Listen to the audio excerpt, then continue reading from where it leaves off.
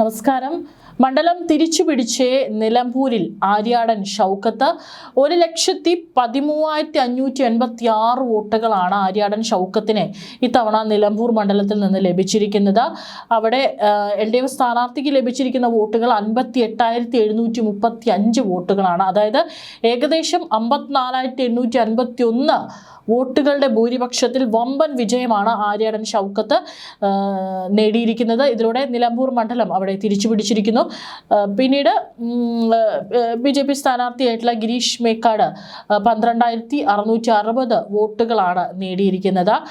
ഇതിനു മുമ്പ് 2021 PV അൻവറിൻ്റെ ശക്തമായിട്ടുള്ള ഒരു കോട്ട തന്നെയായിരുന്നു നിലമ്പൂർ മണ്ഡലം എന്ന് പറയുന്നത്.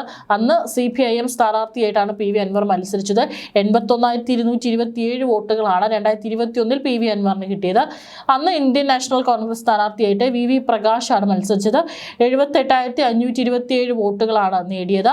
BJP സ്ഥാനാർത്ഥി TK അശോക് കുമാറാണ് 8,500 വോട്ടുകളാണ് നേടിയത്. 2016 അവിടെ PV അൻവർ തന്നെയായിരുന്നു സ്ഥാനാർത്ഥി. PV അൻവർ തന്നെയാണ് ജയിച്ചത്. അന്ന് 77,858 വോട്ടുകൾക്കാണ് PV അൻവർ ജയിച്ചത്.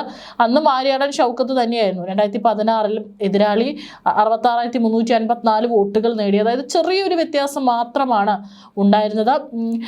BDJ സ്ഥാനാർത്ഥി ഗിരീഷ് മേക്കാട്ടായിരുന്നു. 12,284 വോട്ടുകളാണ് അന്ന് നേടിയത്. അതിനിടയിൽ കഴിഞ്ഞ വർഷം ബൈ ഇലക്ഷൻ വന്നപ്പോഴും ആര്യാടൻ ഷൗക്കത്ത് തന്നെയാണ് അവിടെ ജയിച്ചത്. 77,737 വോട്ടുകൾക്കാണ് ബൈ ഇലക്ഷനിൽ ആര്യാടൻ ഷൗക്കത്ത് ജയിച്ചത്. അന്ന് CPI സ്ഥാനാർത്ഥി സ്വരാജിനെയായിരുന്നു നിർത്തിയിട്ടുണ്ടായിരുന്നത്.